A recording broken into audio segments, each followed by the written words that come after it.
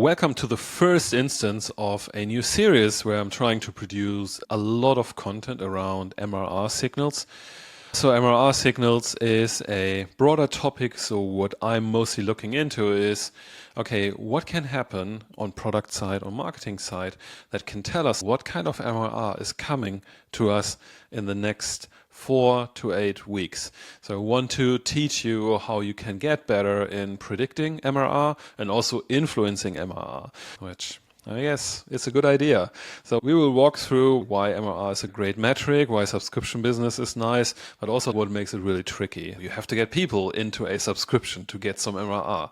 And I will show a little bit like how you can fine-tune the whole process and also how you can open up one black box that sits between you get new accounts and then you have new MRR and then you can understand what is actually happening in between with just one additional metric.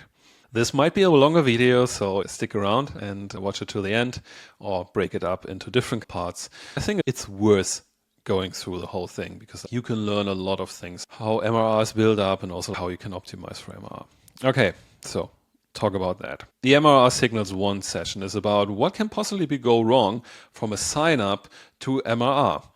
MRR is a great metric. So when you run a subscription business, obviously MRR will be one of your most important metrics that you look into. Just keep in mind, it's not a North Star metric, it's an output metric. So this is basically what tells you how well your business is doing. And in the end, this is your monthly gross budget. Let's say this kind of you get in.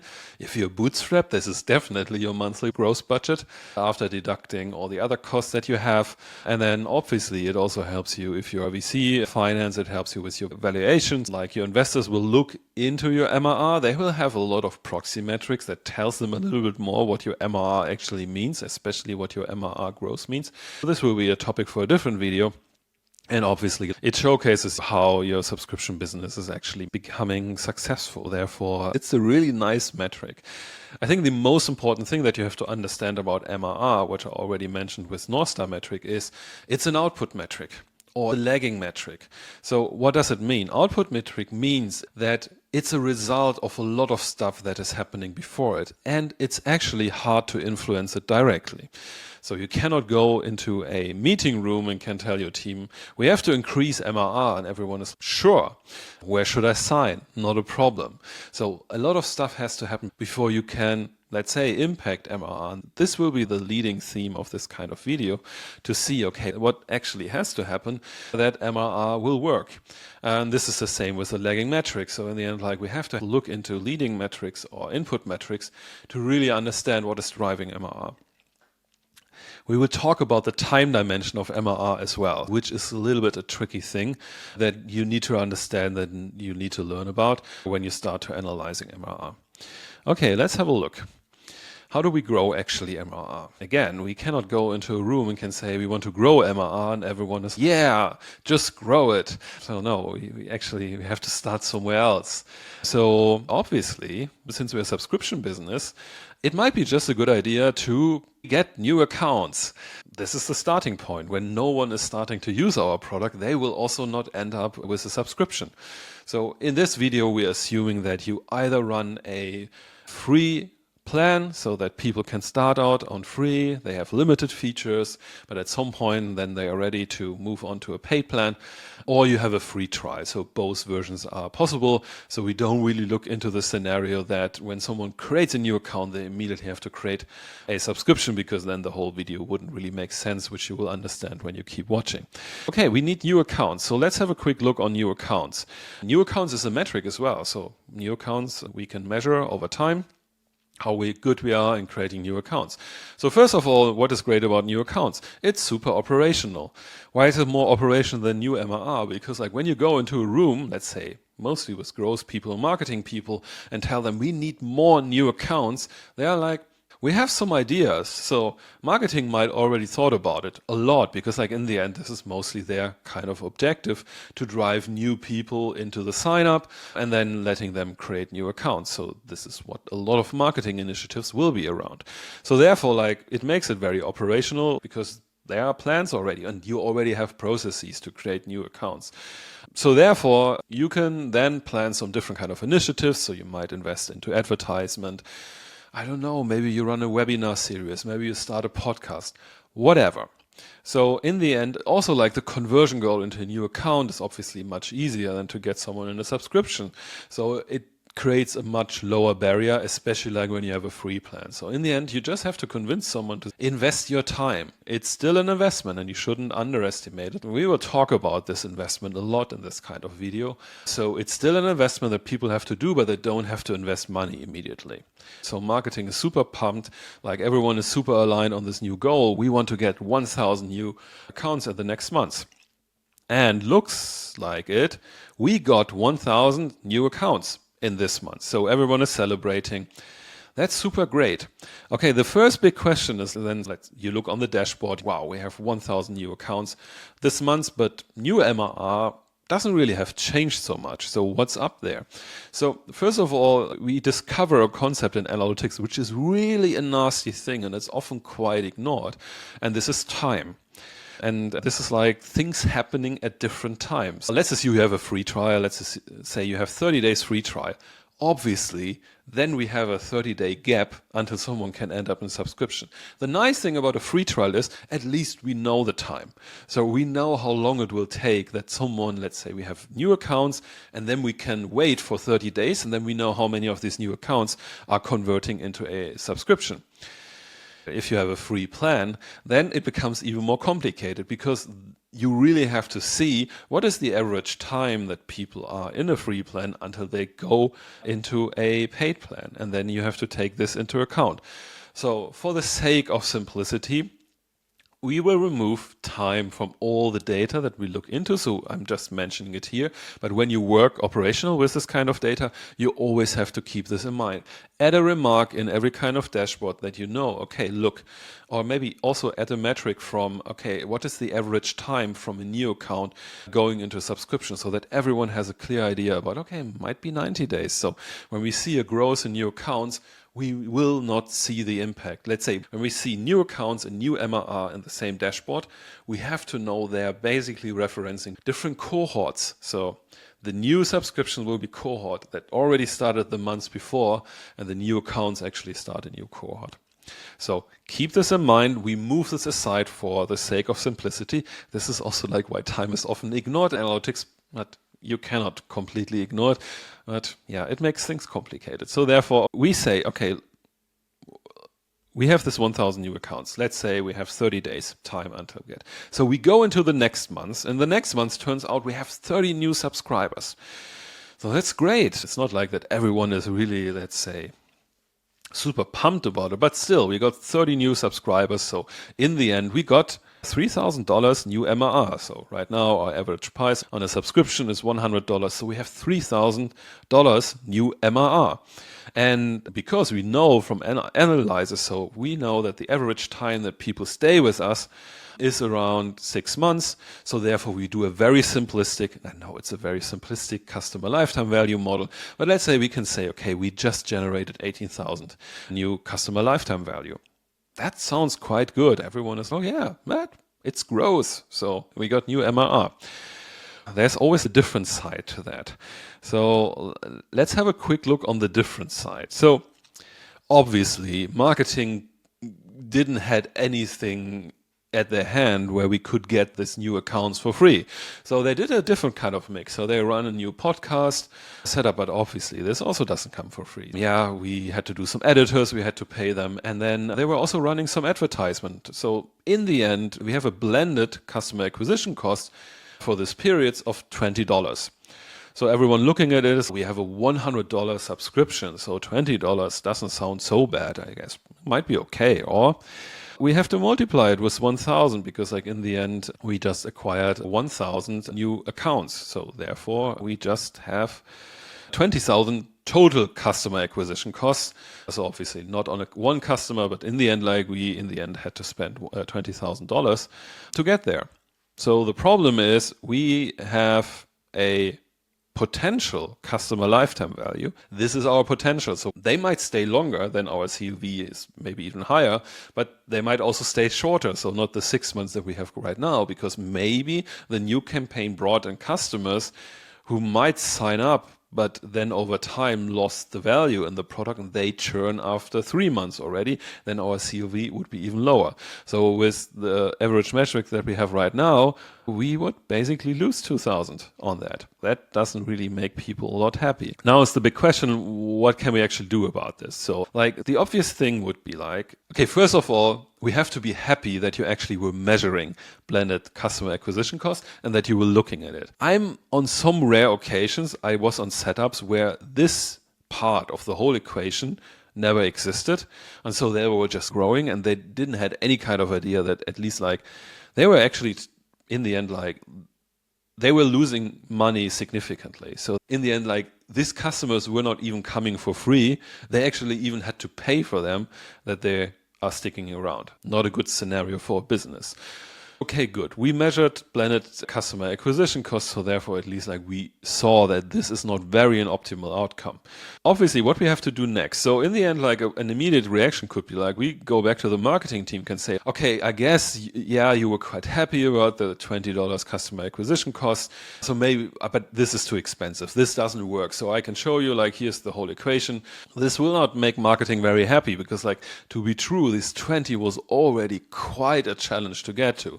So they're pulling a lot of strings to get to the 20. If they would have run advertisement, they would have been at 50.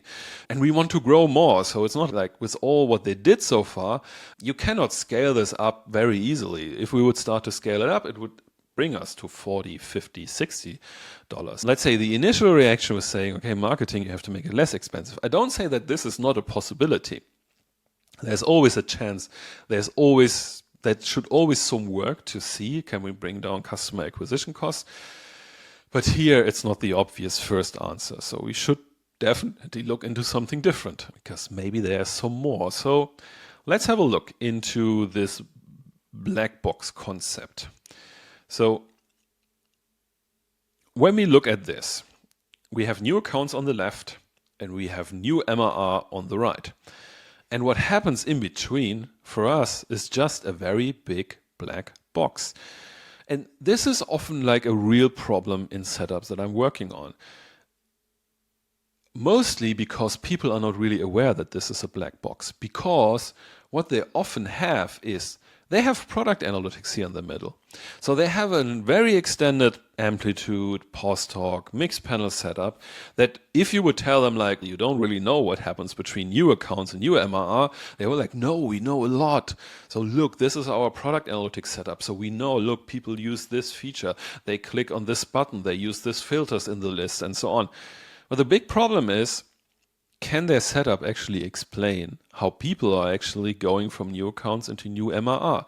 What is happening? So are there qualification steps? Can we make sure that, so can we make this black box operational? And this is often a problem that you have with product analytics setups is because it's very granular. So you track a lot of, let's say, feature usage, but feature usage on a very granular interaction level. So it's okay, how many people clicked in this feature like there? Even like when you just do feature usage in general, like then, okay, yeah, look, people use this kind of features. And so maybe we need to analyze everyone who comes into new MRR and then what kind of features do they use. But in the end, you don't really have a clear funnel and a clear progress that helps you to understand, okay, how do we actually get more people converting into new MRR? So in the end, opening up this black box means like we have to make it more operational again. So you can remember when we were at new MRR, new accounts was our new operational level. Now we have to introduce an operational level in between these two because we figure out, okay, we just push out marketing to create these new accounts. They don't immediately end up with new MRR. So we have to understand what's happening in between. So we have to open it. So let's open it. We introduce something new here. So we have our new accounts. That was what we had before. And then we have new subscribers. So also what we had before. We introduce a new step in between. And this is an essential step that I recommend every startup should have, and a lot don't have.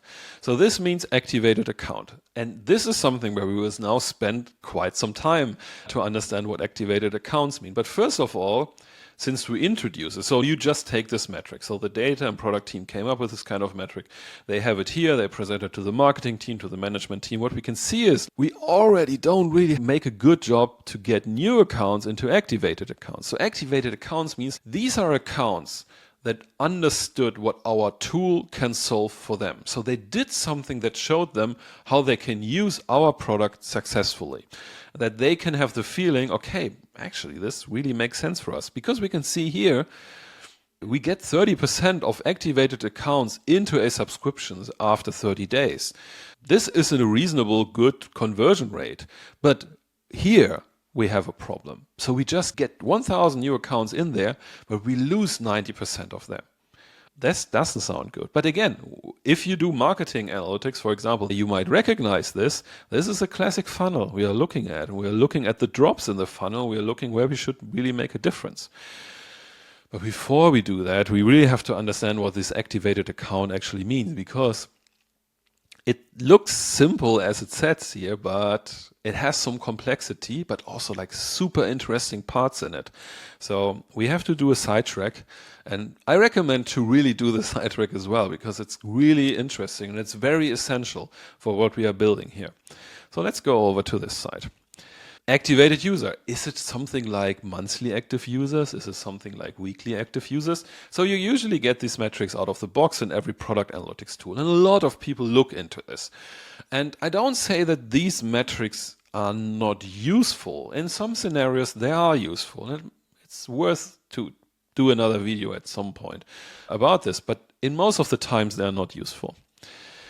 Because activated actually means that it's a much more complex metric than simple active users. What it actually means is like someone just showed up after a specific time. Like they showed up on a specific day and we flagged them as active. So what does show up means? We send an event in an analytics tool. So it might be they just sign in, they just stumble on the website, whatever they do. It's a signal, don't get me wrong. So someone comes back. We just don't know what they did. But for activated, we need to put more things into that. So let's have a look. When a user signs up, you have the best opportunity you will ever get. Why? It means someone has a problem. Someone did some research about solving this problem. Someone came across your product. This can be super complex by its own. So it can be a straightforward journey. Okay, someone has a problem, goes to Google, goes to ChatGPT, writes in, hey, I have this kind of problem, how can I solve it? And then, okay, in a ChatGPT case, it gets the answer back, yeah, you should check out product A, so your product, because like they can solve your problem. So they show up in front of our door and they want to solve the problem. This is the best opportunity they ever get, because these people are highly motivated. They want to solve this problem. So you have their attention. You won't have it for long, and you have a blank paper. So like you can just build up a relationship with them. Maybe they watch already a lot of videos about you. Then you even, let's say, you already have plus points on the paper. So it's the best positioning that you will ever have with a client. Maybe not true. So there are definitely possibilities where when you have a very successful relationship with the client over time, you might be even in a better position. But let's say in most cases, this is the best opportunity that you have. But you asking someone to do something really difficult. And this is something we all try, let's say, forget about. They have to learn something new. They have to make themselves comfortable with the idea to try something new out. Other terms, we ask them to invest money and energy to do all this. And don't underestimate, this is quite an ask that we have. And we have different kind of factors. Let's say I have a jobs to be done background, and jobs to be done, we have actually 4 forces we look at. I just picked 2 of them here because I don't want to make it this about jobs to be done. But let's say we have 2 forces that are working here. So we have a pull force. So the people have a pain. They want to solve something. They want to make progress. So they have definitely high motivation. This is why they ended up on your website. This is why they created a new account. But the problem what we're facing is like new is really hard.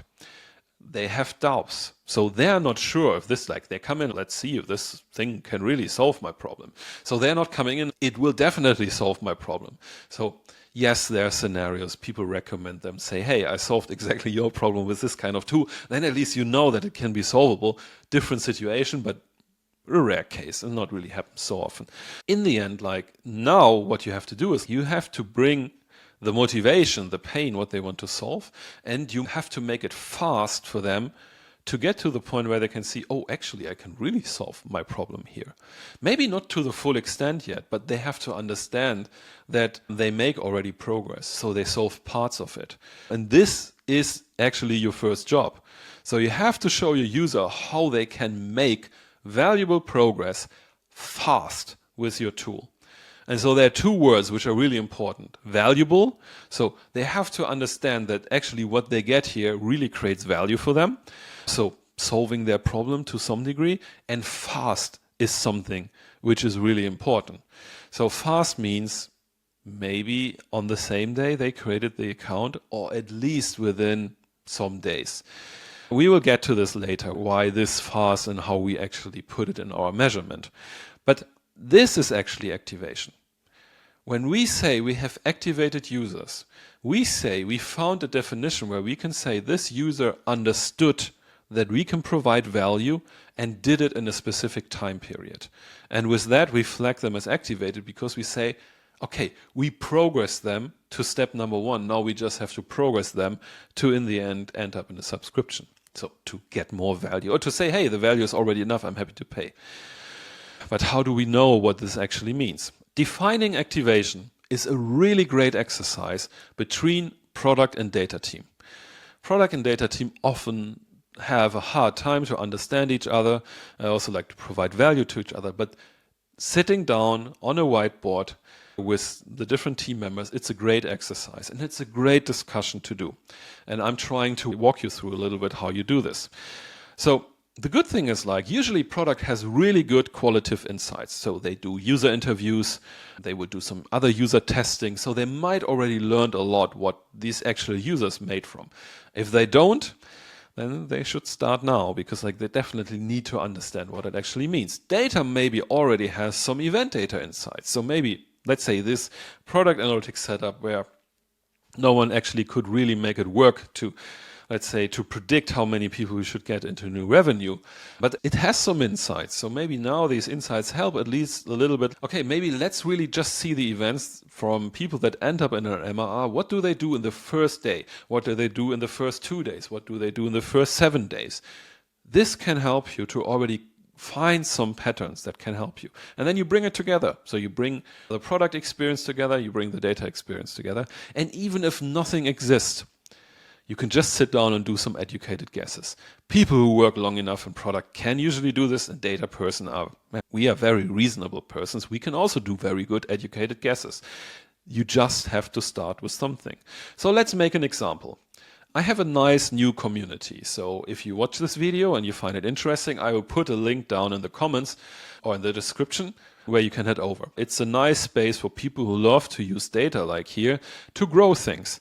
But I also need to track something right now. Since we're just getting started, I don't really have a setup yet, but at some point I have to think about activation as well. So when you now head over and sign up, I have to deliver something to you very quickly. So we're talking about the first 7 days. This is a standard time period that I often use to get started. It can be completely different based on use case. So for example, based on data that I collect, I just have 2 days opportunity time window here. So therefore 7 days is far too long. So I should make it shorter. And also then I much faster see if I actually can activate people.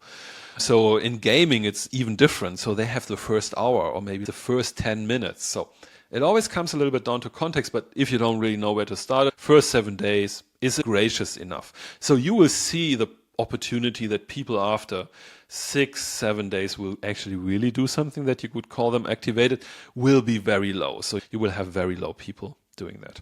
And so then you have to define what they should do within this time. And so let's say for the community, I have different things where I would say, okay, when they actually do this, it looks like they are starting to get some value. So we can start very simple. They can read a post. So that means they click on a post, they read the post, they read the comments. There are always people in a community who only do that. They lurk around. They get a lot of value from that. So if you would ask them, they would say, no, I don't want to go away. I read so much interesting stuff. But look, I'm not the person who want to post something or who want to comment on something. So that's not my game. I just watch. So when you look, 90% of my usage. So reading posts is definitely a good signal. We could even go further and say, read 5 posts in the first 7 days. So we can push it higher, so you can play with this. We will get to the playing part in a bit, how you fine-tune the whole thing. Another thing could be like write a post. This is already good engagement. Someone felt so safe and home in this community that they created a post. Good signal that they might really stick around. They might also just write a comment. Also really good signal. And maybe they just upvote something. So one interesting thing what you can see here and what I wrote here is we even have different levels of activation. This can become handy, especially if you need to fine-tune the whole thing.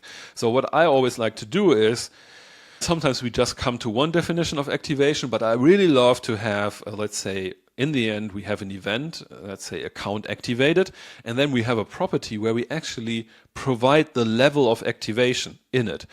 I will show in a second why it's cool. So here, for example, it's pretty straightforward. We can say, okay, someone just reading post is level 1 activation. Writing a post is the highest activation that we can see. So when we get people to writing a post, that's really great when we can achieve this in the first 7 days.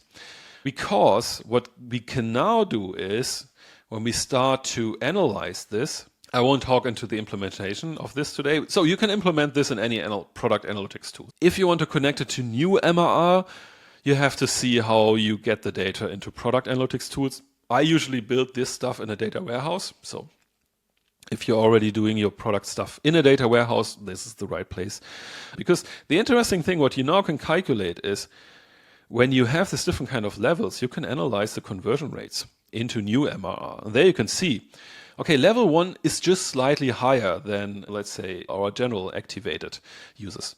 I think we had 30%, so therefore 35% is actually not really right. So you might have something like 20% in here to make it more realistic. But anyway, it's just a fictitious example. But here you can see like the different kind of levels have different kind of conversion rates to new MRR. This already gives us a possibility to optimize things. Again, we wanted to make it operational. Now it's getting operational because now we can see, okay, when we get people to post something, we get 65% converting. We could also then analyze and play around with this. So let's say we read 1 post and then we have a 20% conversion rate, and then we can run some analysis, can see, okay, when actually people read 5 posts in the first 7 days, this whole number goes up to, I don't know, again, to the 35%. So this makes it super interesting. It makes it super operational and makes it a great job for an analyst team to do it, because it's not a hard analysis, but it can give you specific kind of things. Because turns out we figure out this 5 is a really interesting threshold. What we can do is we can just build an onboarding experience to get people in front of 5 posts they really find interesting, especially when a community is growing. Right now we have 20 posts, so it's pretty straightforward to read everything. Let's say we end up in a scenario where we have 1,000 posts. Obviously, people, when they come in, they just see the latest post or the most trending post or whatever. It might not be the right things for them. So therefore, this is the reason why Reddit has an onboarding experience. This is also the reason why you in a product will have an onboarding. So what you can do here, you will define your events. You want to define where you want to get the people to. And then you can refine your onboarding experience or your onboarding efforts to get them to. And this can be completely different things. It can be a technical onboarding, so where you really have software parts guiding through it, but it can also be like that you identify, okay, you are through some forms, questions, you identify, okay, they are in this kind of niche, they will most likely need to do this. You can say, hey, by the way, we are running a webinar this week. It's just 30 minutes, you can just join. We show you quickly how you can get started, or you just watch the videos that we just prepared here. Do you want to do this? And so maybe 50% of the people do it, and then they are much more likely to end up here, and then you convert them more. So it makes you actionable. It makes the whole thing more operational. And it gives you more data insights. And we are getting back and we were using this. But yeah, this is the sidetrack about activation. Honestly, if I would get started on a new setup, and I don't really have any kind of insights yet, and you don't have activation yet, this is the place. Just stay there. This can keep you busy for 2 or 3 months to fix activation, but you need to fix activation because it's the first step, as we can see in the data. So we will now do an exercise on how does it actually look like when we have optimized activation, because again, we had an MRR, customer lifetime problem we still have to solve. So let's go the long way back from our example and let's start new. Team sat down. They had the first activated accounts. Now they did a lot of optimization on that. Took them 6-8 weeks. The test looks really good. So they got the activation rate up to 30%. So just to be fair, 30% is a really good number here. So obviously it can even go better, but yeah, so let's say when you got to 30%, it's really good because now we get actually 300 activated accounts in there. And because we did all this fine tuning, as you can see here, so we got more people into higher value activated states, we even increased the conversion rate from an activated account to new subscribers slightly. So we had 30% before, now we had 35%.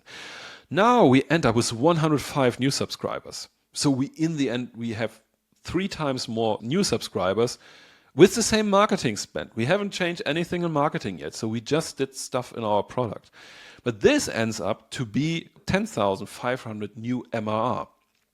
And if, let's say, lifetime stays the same, we end up with 60,000 new customer lifetime potential. The cool thing is now we still have our 20,000 total customer acquisition costs, but this means it's like we just need 2 months with these customers to be positive against customer acquisition costs. 2 months to become positive is definitely, I would say, a good rate. Okay, so there are different kind of benchmarks you can look into. I think like the common average one is like 3 months, but 2 months is definitely quite good. So after 2 months, you have your money already back. You can start to spend it again to get new customers. And this is great. And we didn't change anything in marketing. Now we can start to optimize maybe marketing and so on. Because what we can now do is like, we could break down new accounts, activated accounts, new subscribers by the different kind of marketing campaigns. So we can bring in marketing attribution. Then we can tell marketing, okay, look, the people who come from your webinar, they are much likely to become activated accounts. So maybe we should do more in this. We just introduce one metric. Not more, just one metric. To be fair, we have to build something to really get to this metric, but still, just one metric. And this one metric already gives us more insights that helps us more to optimize things, to then in the end, like increase MRRs. So I think this is a great outcome. And it just does stop here. Let's quickly have a look what we have done, what has changed. First of all, we created a new focus point for all growth energy. So the first focus point for all the growth energy was like, we have to get new accounts. This is what they did. They sat down. They already had some plans. They executed it. But the results were a little bit like, nah, not really helping. So we had to create a new focus point. So the other alternative would be like to force marketing to reduce the customer acquisition cost, a much harder problem to solve. But we found a much better focus point in saying, look, we introduce a new metric, so introduce a new step on the journey from new account to new MRR or new subscriptions. We introduce a new step that we are very confident in how we can work with this.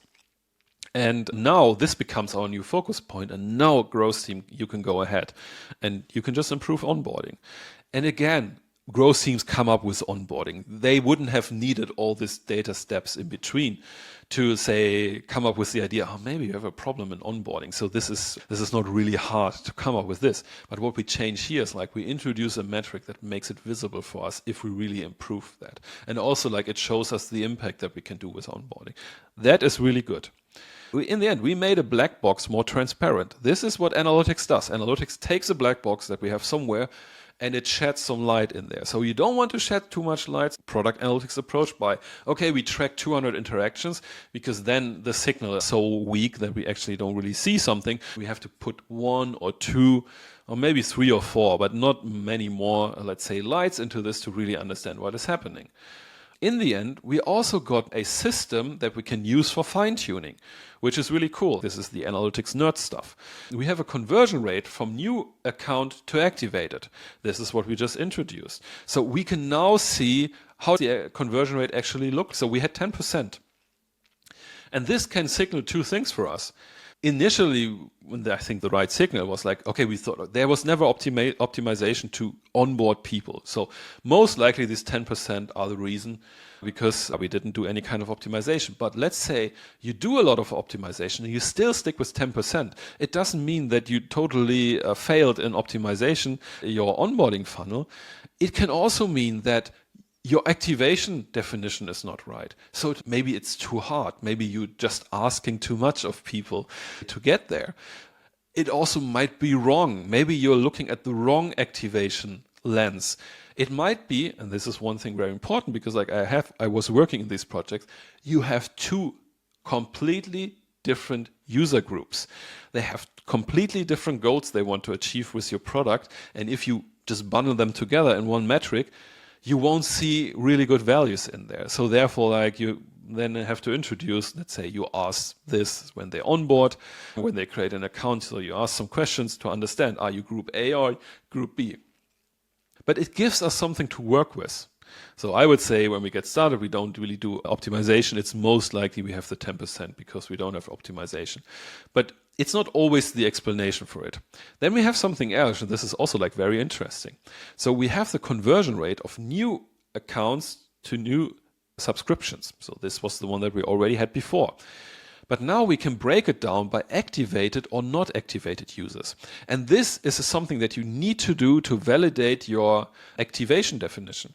Because if you end up, let's say, okay, it's always tricky to give some benchmark numbers, but let's say you have more than 70% of the new subscriptions come from activated users. This means 30% come from non-activated users. I would say if you're in this territory, maybe even higher, then your activation definition is good. Because if someone becomes activated, there's a very high chance that they will end up in a subscription, much higher than someone who has never been activated.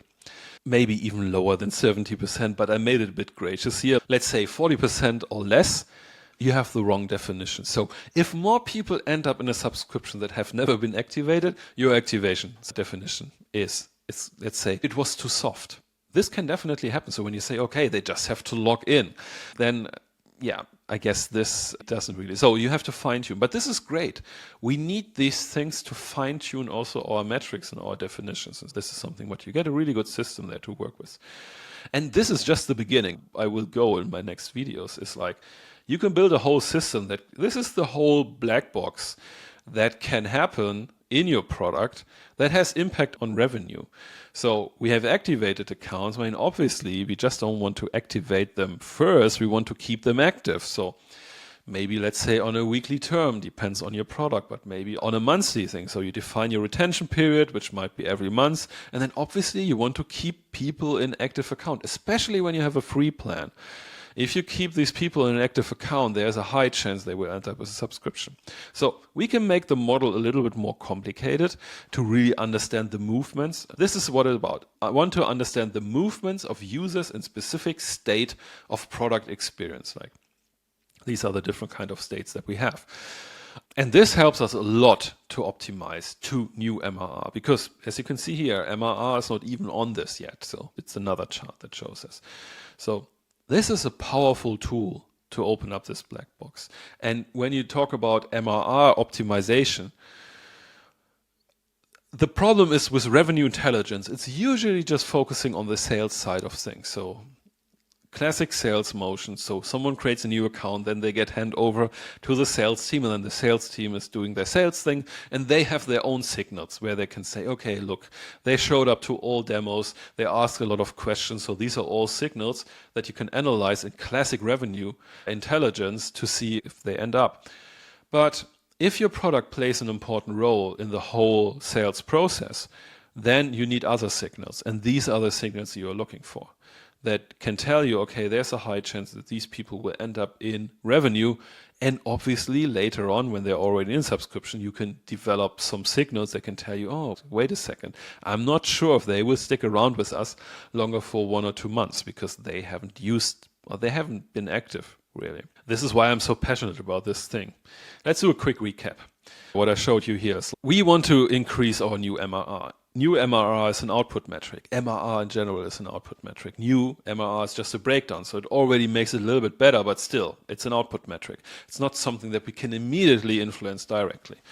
So what we found out is like what we can influence is new accounts. But the problem is like to get from new accounts to new MRRs has a big black box in the middle, which is usually product usage in the end.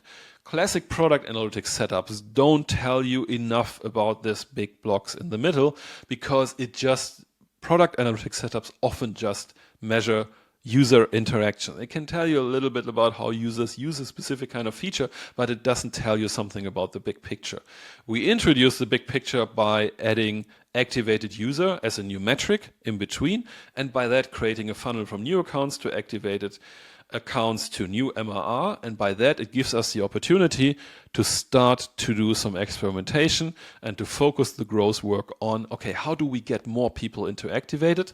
Because if we get more people into activated accounts or more accounts into activated accounts, then we have a higher chance to convert them into new MRR. And you could see from the example, our first setup was not profitable. Our second setup was very good and very great profitable. So you can turn around a lot of things by that. And so this is where analytics and metrics can really help you. So I hope this was interesting. If yes, like the video, subscribe to the channels. There are more videos like this are coming. If you have any kind of questions, leave a comment, reach out to me. Check out the community, L+. So we talk a lot about this business stuff there because we love the combination of analytics and business because who wants to do analytics for analytics' sake? Maybe on the weekend, but not during work days. And yeah, then I see you in the next video.